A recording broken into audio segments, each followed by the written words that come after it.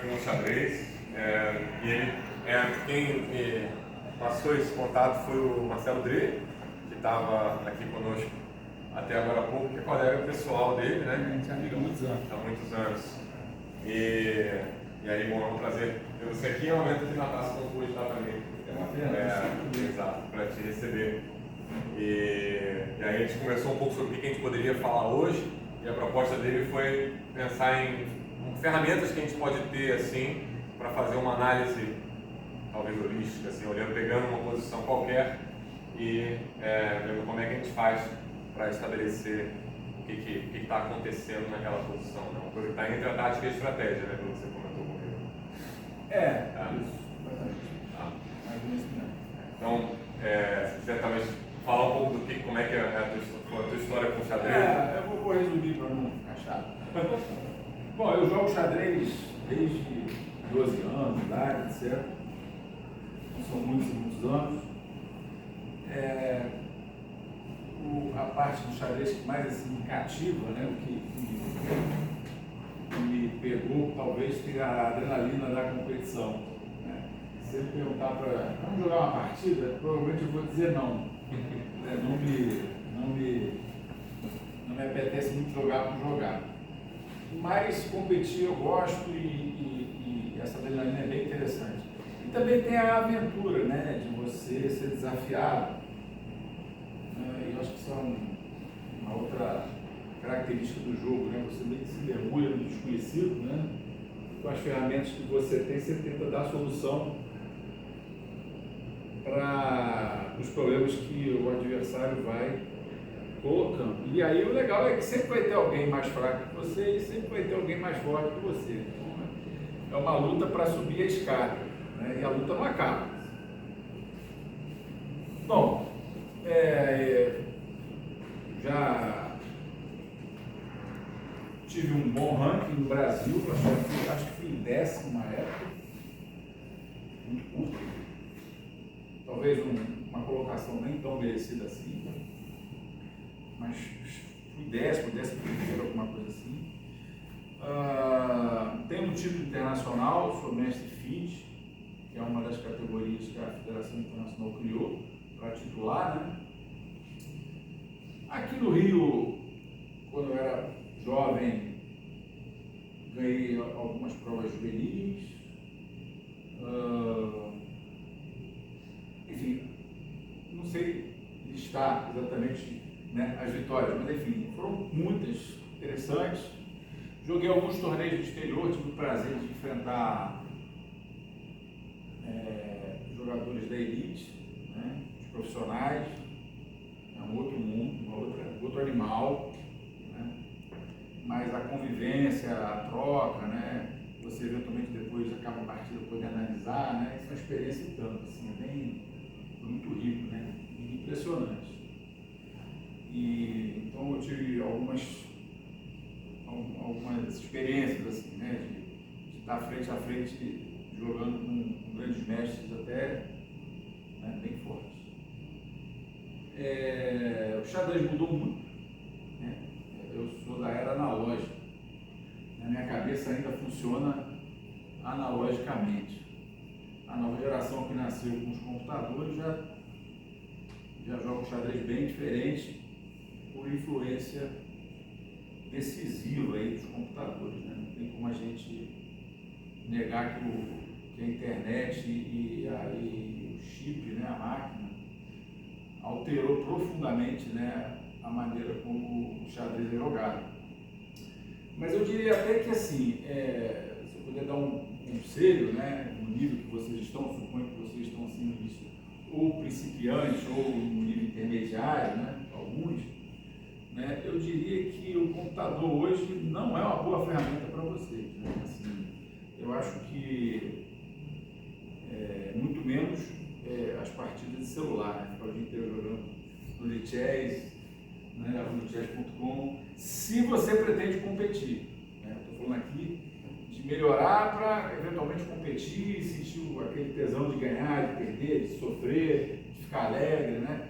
Se é só lazer, eu acho que o celular é show de bola, né? Você para ali no bar ali, pede um café e fica, né? Pô, Só complementando, interrompendo por um instante, a diferença de ranking entre aqui os presentes é bem grande, né? Eu estou certamente no decil mais baixo, mas a gente tem assim, alguns meninos que já competem com alguma regularidade, estão voltando no time, e tem outros que vão estar com um rating mais baixo. Eu vou tentar falar coisas aqui que não vale para todos, né? Então, assim, eu ainda acredito que os bons e velhos fundamentos do xadrez, para até um certo nível avançado, eles são mais assim importantes de serem compreendidos do que essa ficção que tem com a máquina, né? Porque a máquina é um problema, porque ela te dá a resposta em um segundo, né? E aí isso vai causando uma preguiça mental ou uma necessidade de uma resposta imediata e a gente passa a não mais digerir o jogo, né? Assim, digerir no sentido da gente ter a dificuldade e se aventurar por conta própria e resolver o problema que se apresenta. E aí eu noto o seguinte, a internet também, né? Hoje você tem um monte de aula na internet, um monte de gente, influenciador que dá aula de xadrez, alguns bem decentes, mas eu diria que embarcar nesse caminho, acho que para a grande maioria, vai em algum momento limitar a compreensão do jogo. Eu acho que essa rapidez das respostas, né? A coisa vem muito mastigada, muito pronta, você vai chegar até um certo nível até razoável, e depois não vai andar mais, vai ficar batendo e voltando. Eu diria até que esses influenciadores sofrem disso. Tem alguns jogadores fortes que eles não compreendem o que é o xadrez da elite, não conseguem passar isso, porque eles não sabem, né? É fácil hoje fazer uma crítica, dar a resposta certa, fazer uma análise linda, porque você já teve acesso à resposta quando você botou o computador para resolver para você. Mas isso não te dá nenhum tipo de dica, né? Ou de caminho para você ter as respostas por conta própria. Eu acho que esse é o X da questão, né? Existe então uma tendência que eu acho um pouco empobrecedora, de uma certa decoreba no xadrez, né? Em geral, você joga se você realmente está interessado, joga uma posição lá no início e tal, coloca a máquina, você vê logo que a máquina te dá duas, três jogadas diferentes e eventualmente melhores do que você fez. Na próxima vez que a posição se repete para você, você usou essa máquina. Mas você não aprendeu nada com isso, só está jogando o que a máquina está sugerindo, né? Eu acho que isso, a médio e longo prazo, isso vai te viciar nesse mecanismo que eu acho que limita o amadurecimento do jogador, né? Bom, eu posso estar falando tudo isso porque eu sou da velha geração, né? Talvez eu não esteja com a razão, mas pelo menos eu funciono assim, né? Eu tento funcionar assim. Não tenho essa disciplina toda que eu deveria ter se quisesse realmente competir, já tive mais, mas assim, se eu posso eventualmente dar alguma dica, eu acho que essa seria a minha dica, né? Assim, tipo, ruminar por conta própria, eventualmente até com algum tipo de literatura, sem dúvida, né? Mas assim, deixando o computador para trás um pouco, até chegar a um certo nível, né? Não sei se isso é possível nos dias de hoje, talvez seja uma utopia da minha parte, mas hoje eu trouxe então para vocês, eu estava conversando com o Will, né? O xadrez é um mundo, né? Então assim, pode passar anos e anos aqui tendo encontros e não vai acabar. Mas aí eu achei que de repente seria interessante, ano passando, vamos dizer assim, né, de passagem, apresentar, né, alguns critérios que nos ajudam a talvez pensar por conta própria e desenvolver o nosso jogo, né, sem depender tanto do computador, embora o computador eventualmente nos refute, né, em certas circunstâncias. Eu acho que assim, eu trouxe aqui alguns critérios, né, de uma boa partida. E são critérios que, quanto melhor a gente vai jogando, quanto mais amadurecido é o nosso jogo, né, a interpretação desses critérios também vai mudando, né, vai ficando mais refinada. Então, eu trouxe aí 4 diagramas de posições que eu joguei, algumas partidas mais antigas, outras mais novas, em competição, mas eu só trouxe as minhas partidas porque fica de repente mais fácil para eu explicar para vocês, porque foram decisões minhas, né?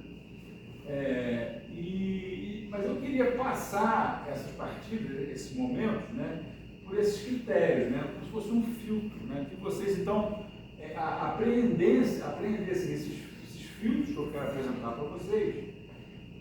E daqui para frente, toda vez que vocês quiserem entender uma posição, vocês tentarem de alguma forma utilizar os mesmos filtros e ver que conclusão vocês chegam, né?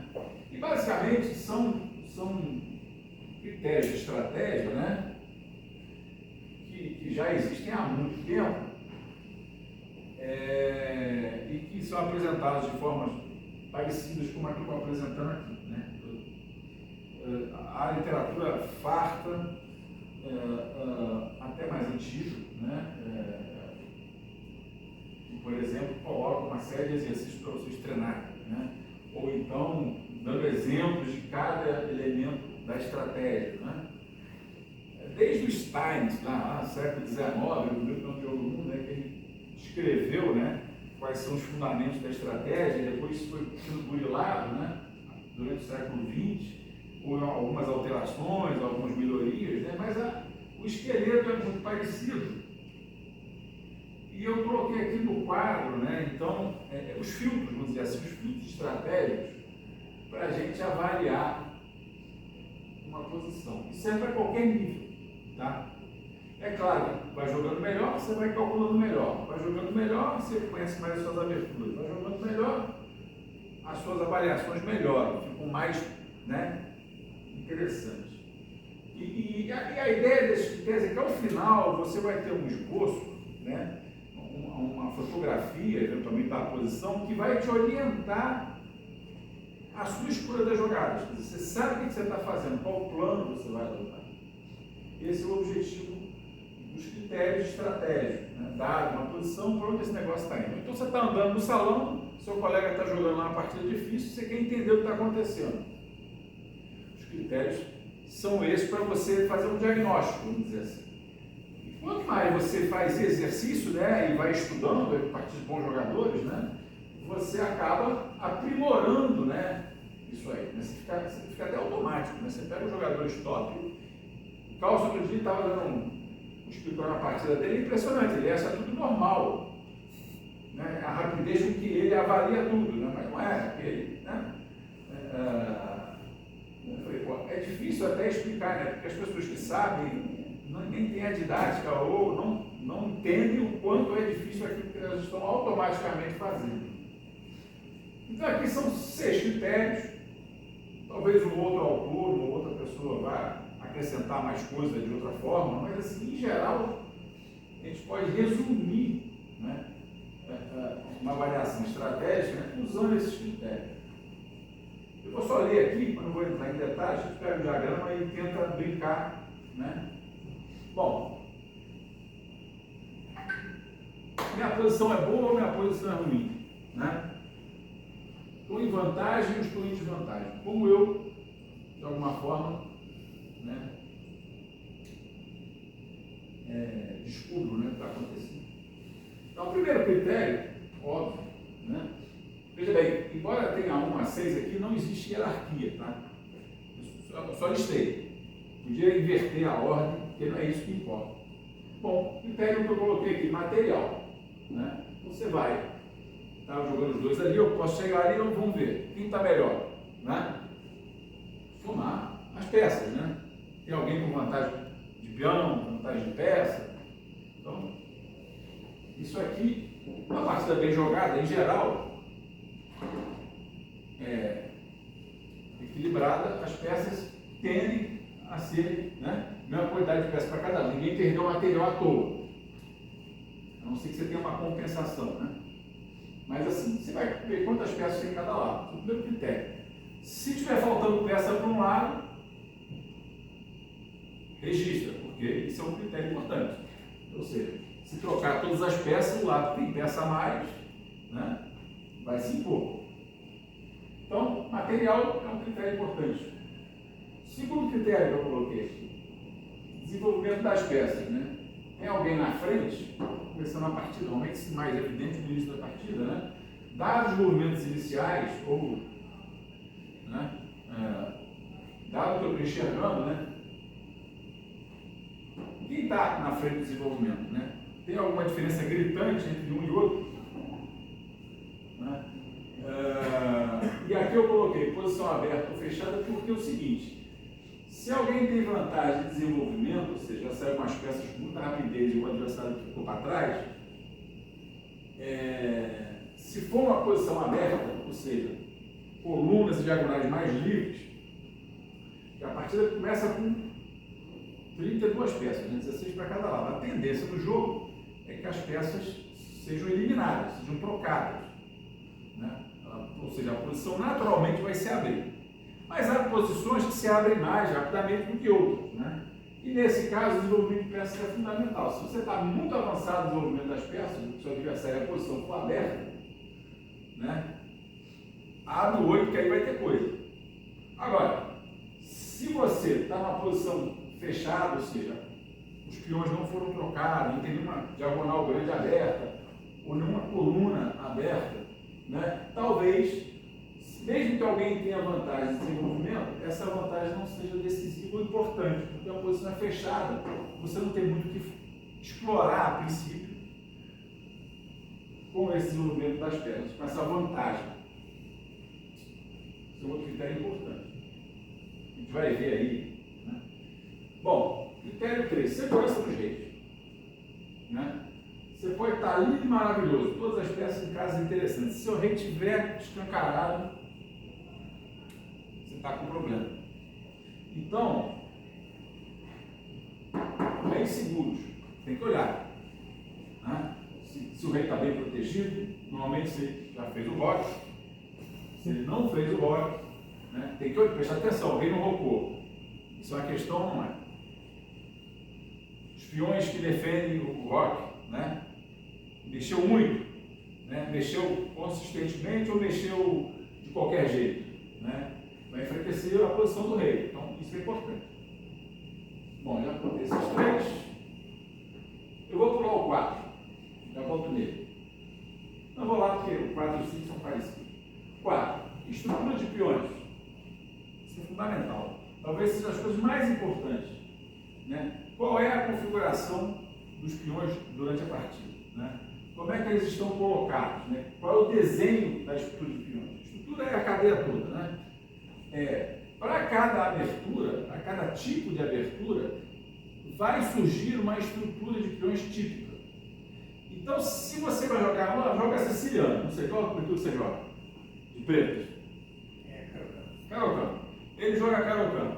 A Caro-Kann tem uma série de posições típicas, provavelmente vão acontecer, que define um tipo de estrutura de peões.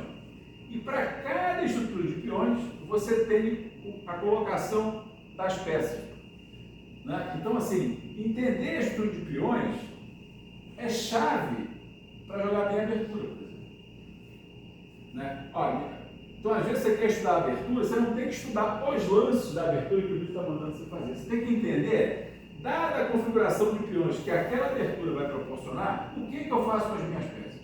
Que peça que vai ficar boa, que peça que vai ficar ruim, né? Meu rei está seguro? O final de partida dessa configuração é favorável ou desfavorável? Porque aí define se você vai trocar as damas ou não, né? Se o final é ruim, provavelmente você vai ter que manter mais peças durante o jogo até você ter uma compensação com uma estrutura que vai te dar um final ruim. Ou ao contrário, se a estrutura te dá uma vantagem no final, você vai buscar trocar peças. Então veja como é que é assim, não é decorar o lance, é você entender assim, o que você vai fazer daqui para frente com as suas peças, né? E a estrutura de peões fala muito, né? Por exemplo, numa das posições da Caro-Kann, o branco eventualmente pode ficar com o peão isolado. Chama-se ataque panote. Em geral, No ataque para 9, o branco fica com o peão isolado. Então é o seguinte, o branco fica com o peão isolado, o preto não fica. O peão isolado é aquele peão que fica sozinho lá, que não tem nenhum peão na vizinhança. Esse peão é forte ou é fraco? Né? Eu vou te responder, depende. Né? Depende como é que está coordenando com as peças. Né? Bom, eu jogo contra o peão isolado. O que eu tenho que buscar? Né? Aí tem lá as dicas do que você tem que vigiar contra o peão isolado do adversário. E quem tem o peão isolado, qual é a compensação que ele tem para ter essa fraqueza, entre aspas? Quando o peão isolado é fraco ou é forte? Ou compensa? Né? Então você vai jogar a Caro-Kann, tem que ser, essa estrutura é muito importante. Porque se o cara jogar lá o ataque para 9, mesmo que você não saiba os lances do para 9, você não tem que decorar nada. Eu sei que quando o peão isolado é assim que joga. Então, de certa forma, você vai fazer lances corretos. Não precisa decorar o que o livro está te dizendo.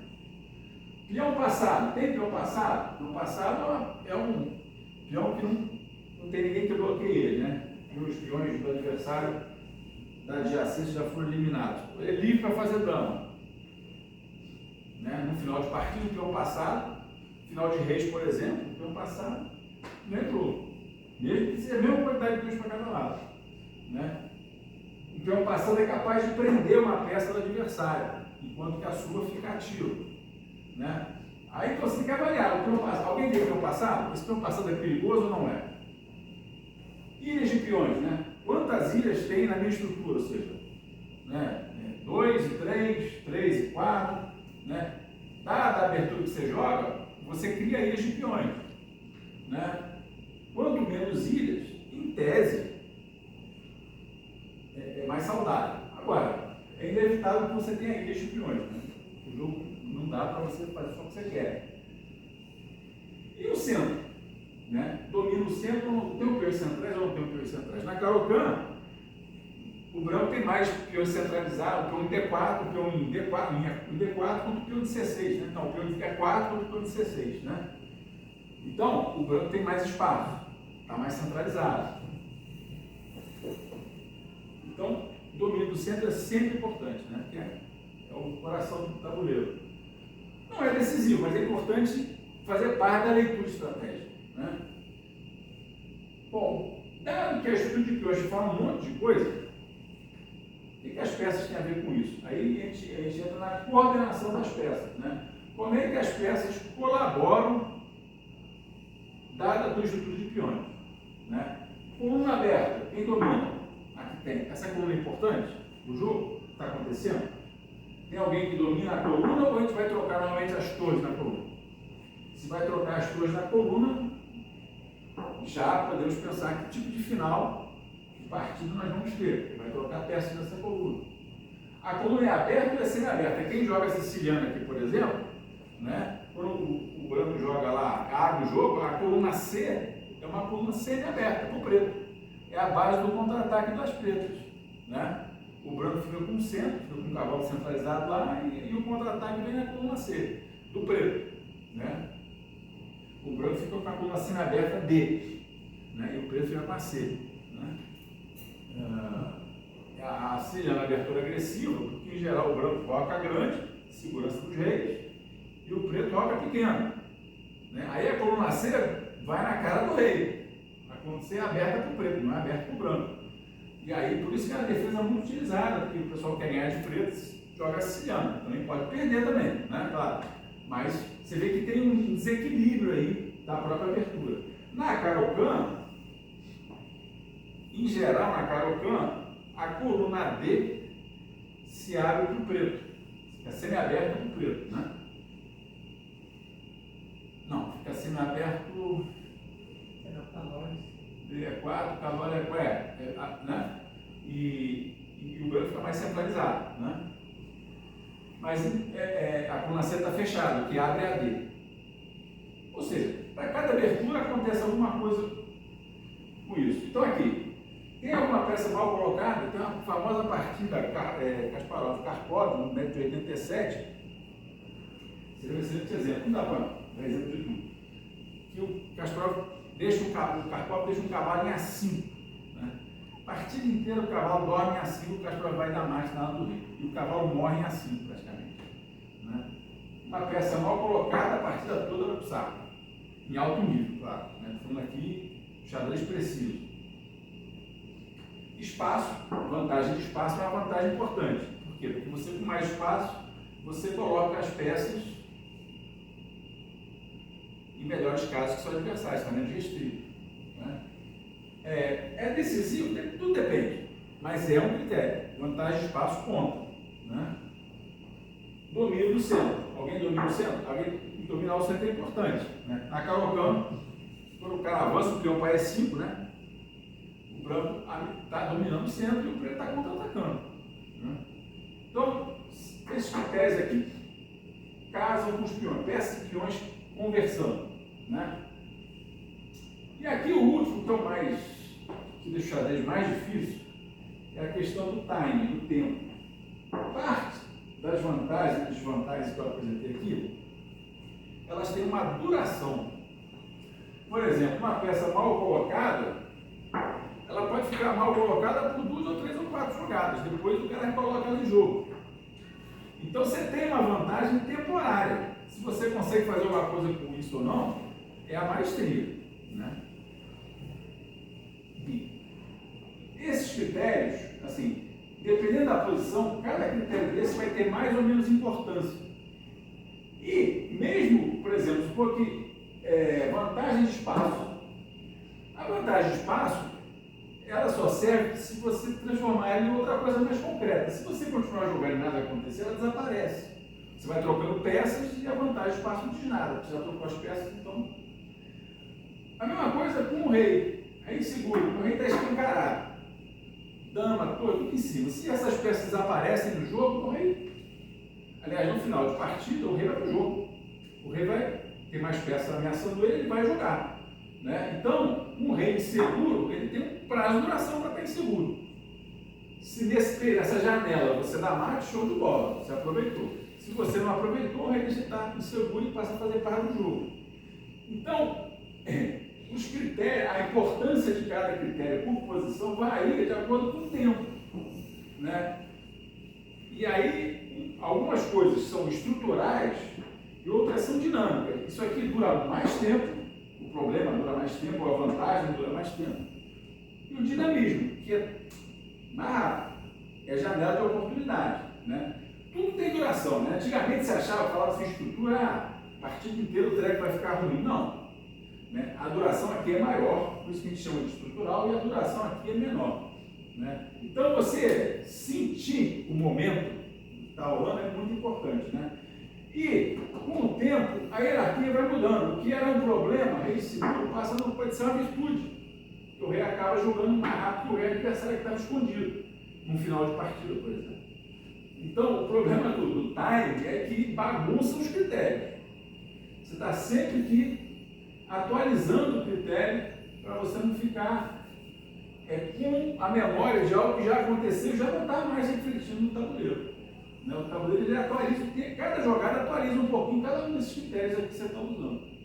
Então, bom, muita teoria, muito blá blá blá. Isso aqui é para o resto da vida, o resto da carreira enxadrística de vocês.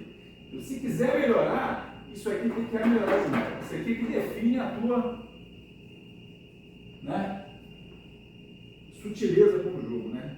Porque os adversários, se você está melhorando, os adversários vão ficar mais difíceis, né? E ganhar vai ficando diferente, né? Não tem nada dado, né? E dominar isso aqui é dominar a maestria do jogo, né? O que complementa isso aqui é a capacidade de cálculo, né? Combinações, sacrifícios, cálculos concretos, né? Bom, vamos para a diversão. Eu vou até pegar meu celular porque eu tenho aqui depois os lances, mas enfim, vamos fazer junto aqui. Dada essa posição aí, deixa eu ver aqui que eu joguei isso aí. Acho que foi um torneio lá na Alex. Só um minuto. Oi. Vocês podem já bater o olho na posição.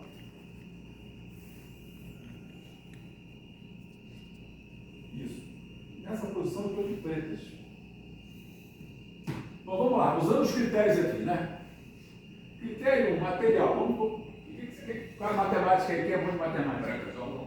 Aqui o branco acabou de jogar cavalo é 4. Joga mais preto agora. Mas não importa. Eu não quero saber de lance. Eu quero usar os critérios para a gente poder fazer um diagnóstico do que está acontecendo. Vamos lá. Material. Como é que está a situação? 2 peões a mais para os pretos. 2? Como 2? Não, vamos falar, é só o. O que mais? O que o preto tem a mais? Vamos ver. Material. É um peão? Um peão.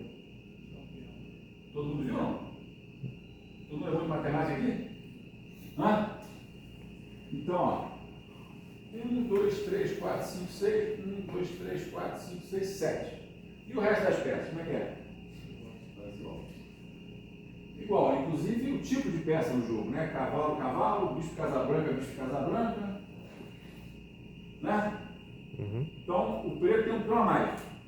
Primeiro critério, né? Bom, então a pergunta que a gente faz é assim: dado que o preto tem um peão a mais, ou o branco tem algum tipo de compensação, ou o preto já tem vantagem material. Bom, então vamos passar para os outros critérios. Desenvolvimento das peças. Alguém na frente, posição aberta ou fechada?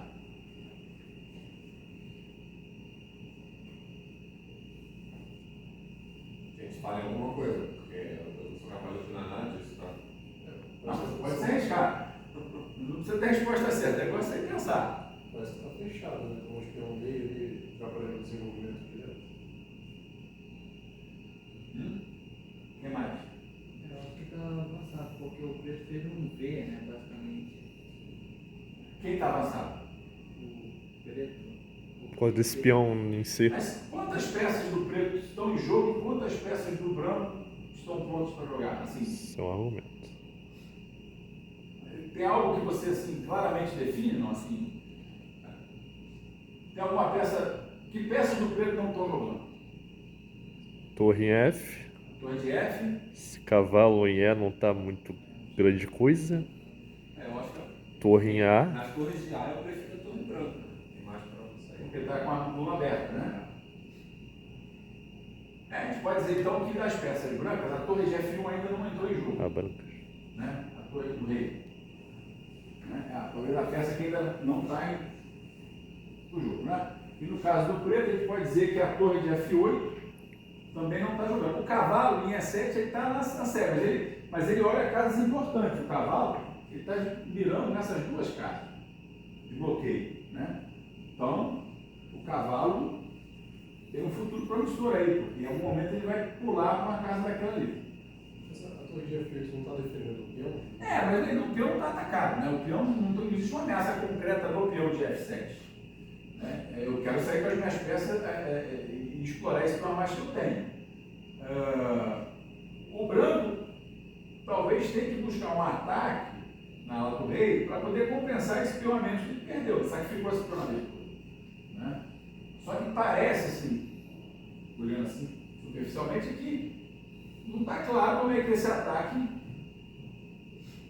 vai ficar. Bom, se é o branco que joga, o cavalo está em D2, ele jogou em E4.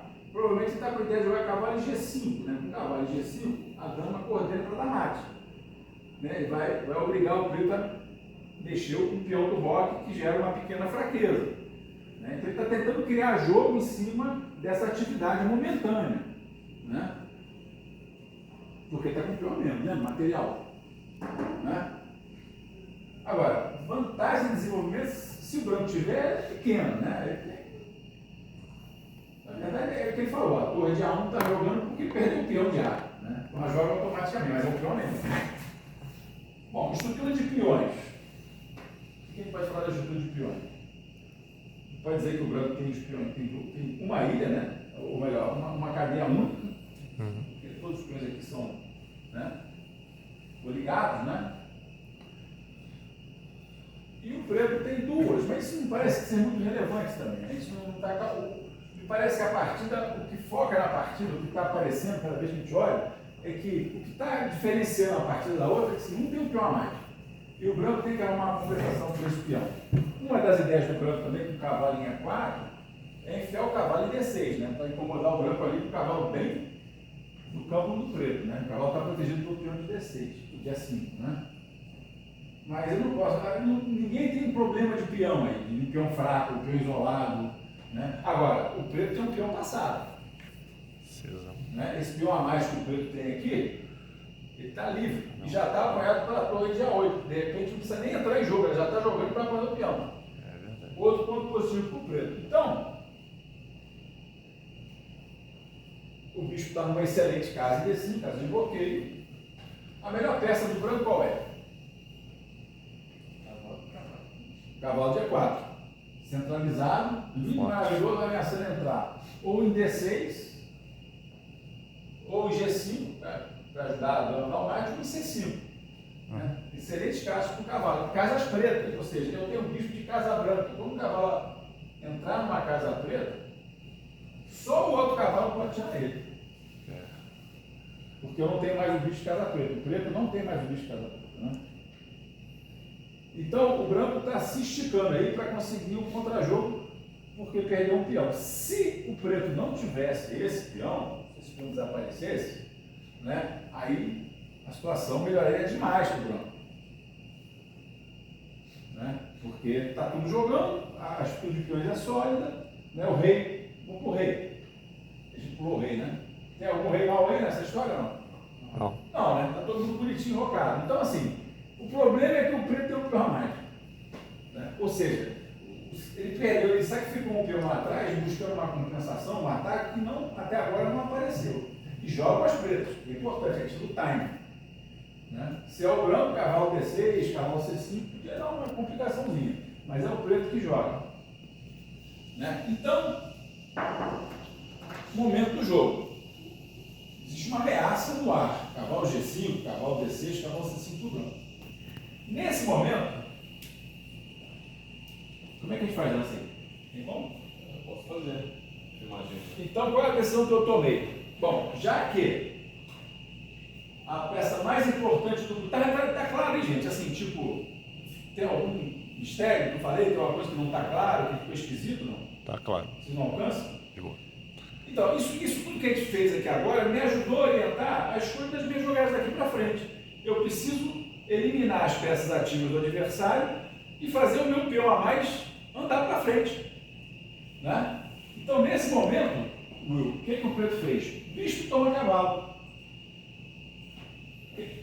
Elimina a peça mais importante do ataque do branco. Dama toma bicho forçada. Né?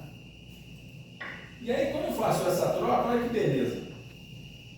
O cavalo de E7, que estava lá dormindo, que você não estava gostando muito, ele entra em D5. Puf. Um cavalo centralizado.